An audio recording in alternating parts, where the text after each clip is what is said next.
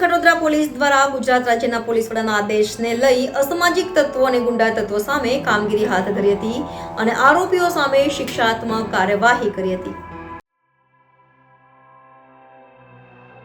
ગુજરાત રાજ્યના પોલીસ મહાનિર્દેશક અને મુખ્ય પોલીસ અધિકારી વિકાસ સહાયના આદેશ મુજબ અસામાજિક તત્વો અને ગુંડા તત્વો વિરુદ્ધ 100 કલાકમાં અસરકારક અને શિક્ષાત્મક કાર્યવાહી કરવા આદેશ અપાયા હોય,